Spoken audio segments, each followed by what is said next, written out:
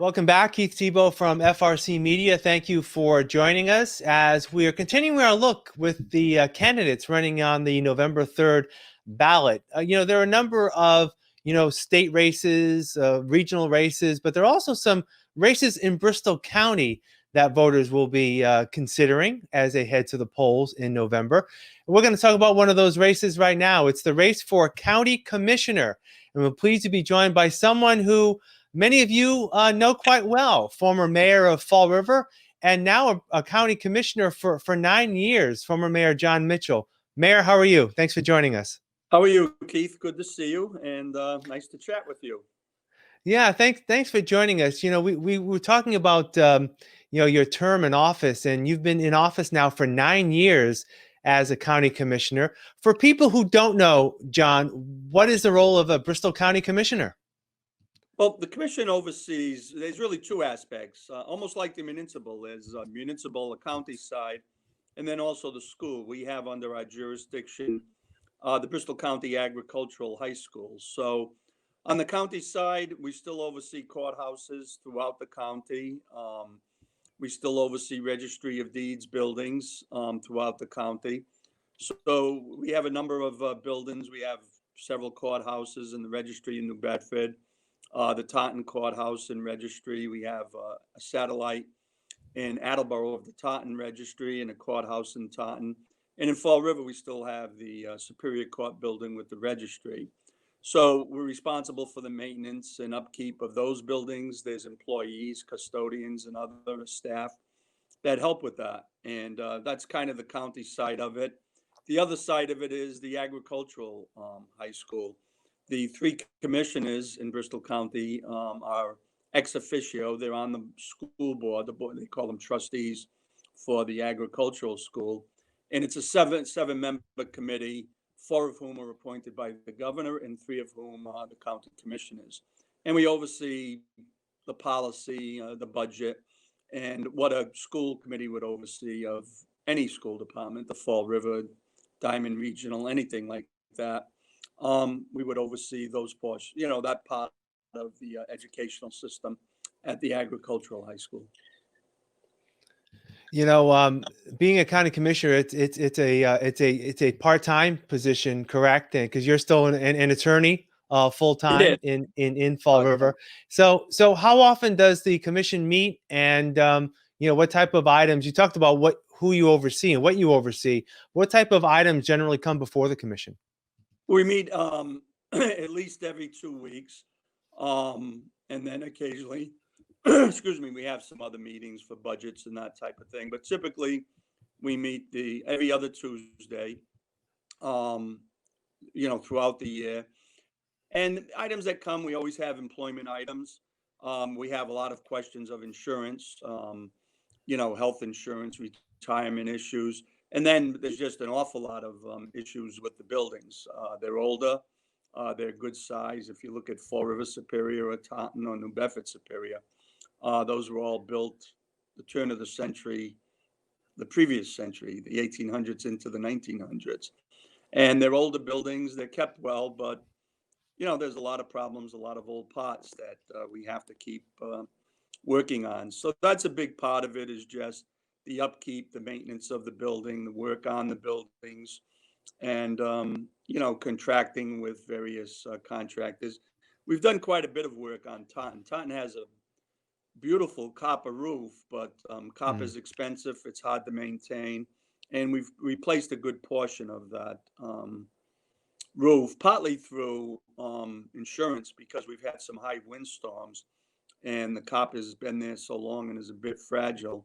We've had some damage to the roof, so we've been able to replace it partly through insurance money on claims, but also we've allocated money in the last few budgets, and we're fixing that up. In New Bedford, the Superior Court on County Street, we've painted the columns, and we're going to replace an old cupola there with a new one, probably in this fiscal year. We were supposed to do it by now. We held up because of the pandemic, and the uncertainty about budgets, but we'll get to it, if not this year, next year. One of the things that's brought up, and it's sort of different in terms of county government versus state government. I want to get to that conversation in a little bit, but it appears that your county commission role is very structured. I mean, there's limited things that you oversee. So I guess my question on why you should be reelected, it's difficult to come up with any new initiatives, isn't there, because of just the structure of county government. So I guess why should you be reelected for another term? Well, I think on the county side, we've done quite a bit. It's limited more by budget and source of funding than it is by anything that the law prevents. There's actually quite a bit of leeway. We don't have a tax base. Our funding comes through the Registry of Deeds.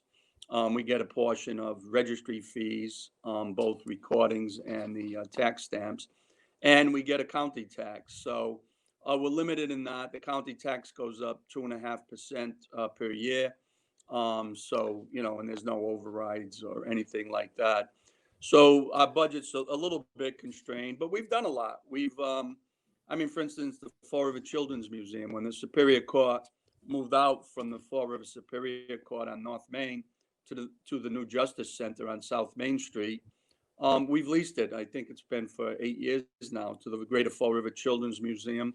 It's worked very well. I think, worked well for the museum. It's done well there. And it's worked well for us because you don't want to build in particularly that amount of square footage unoccupied. And I don't know who else would have been interested in it, but the Children's Museum was, and they've been there for years. We help the Child's Advocacy Center. That's a center for reports of child abuse, works closely with the DA's office. It provides a great service to the entire county. And we help them with some funding to pay for their rent and other charges. We help the County Fire Chiefs Association. We provide them with some money for fire training and other programs that they put on. So we've actually done quite a bit in that regard as far as initiatives. And I think we've done a good job managing the budget. We've managed to, in a time when everyone complains about health insurance costs and how much they've increased, health insurance, we've actually decreased over the last 2 fiscal years from what we were paying previously by about 10%. And had we stayed in the same plan and not adjusted the plans over the last few years, we'd be paying about 15% more. So I think we've been prudent in how we've managed the budget and also been able to do some things that help groups countywide. Unlike a lot of other states where county government is really, in some ways supersedes local governments. In Massachusetts, county government is sort of an afterthought for a lot of people. Do you view the role of county government to still be important? There have been some over the years that say we should abolish county government. Do you feel that there's still a role to play on a countywide level? Yeah, I do. I mean, they did abolish, well, they didn't abolish counties, but they changed the form of government. There's no more elected commissioners. It's really operated by the state. Some in Western Mass are a bit local operated, but you still have Plymouth, Norfolk, Barnstable, Uz, and then the 2 islands. Those counties still act autonomously, and we all have pretty much the same charge. It's mostly court buildings now. All the counties lost the oversight of the sheriff department by 2010. So for us, it's mainly seeing those buildings. But I do think it's important because the buildings themselves are important. And I think having local control of that is a very important matter. For instance, in Fall River, the district court was closed and we managed to bid that, and it's now being used for another civic use, the recreation. Greater Fall River Recreation is in there. In Taunton, we bid it. It was bought privately, and it's now sort of a Taunton version of the Narrows Arts Center. So I don't know that if it was handled on, by the state or outside of local officials, that there would have been the same care taken with how the buildings were used. So there is a role. It's another form of local government, and we're responsive to local wishes and needs. Something that's interesting in terms of this year's election is that there's the county commissioners. There are three commissioners. Two are actually up for election this year. You and incumbent Paul Kitchen. You are facing a Republican challenger in that race. Is it still a matter of how the commissioners are represented? I know there was a time where there needed to be some sort of like Fall River representation, New Bedford representation. Is that still the case? Or can anyone from the county run for a commission slot? Well, anyone can run, but there can only be one commissioner from any one A city or location. town. Right. In this case, it doesn't matter. Paul's from Fairhaven. The Republican opponent is from Westport, and I'm from Fall River. But years ago, it did happen where there were two candidates elected from Fall River, and the one with the higher vote got to serve. And the second candidate, even though she had beaten candidates from elsewhere, didn't serve, and someone who finished third took the other county seat because of residents. So John, you mentioned the role of the commission in the agricultural school. The commission also serves on the school board, the board of trustees, if you will, for the school. How important is that? It seems like a lot of people don't hear a lot about the school, but it serves quite a useful purpose for the county. Yeah, the school's doing great. It's roughly half of our budget, so financially, it's a big portion of us. Time-wise, it's probably, 50, 70, 80% of my time, depending on the week. We meet a couple times a month as the school committee, and then we also have various subcommittees. We're doing a major building at the school with a $105 million bond, which was approved by the County Advisory Board a couple of years ago. And we're building a couple new buildings. One's a big science tech building. If you go by the school on Center Street in Dayton, you'll see it on the north side of the campus. And right next to it is a building that's going to be the student commons. It's going to have a cafeteria, the tech center, much nicer than yours, Keith, but a nice looking, very modern tech center. It's an all wood interior building. It's quite a nice building. And then we're refurbishing, particularly Gilbert Hall, which is the traditional main building of the campus where most of the classrooms are. I'm chairman of the building committee. We've been overseeing that. Gil Bain's the general contractor.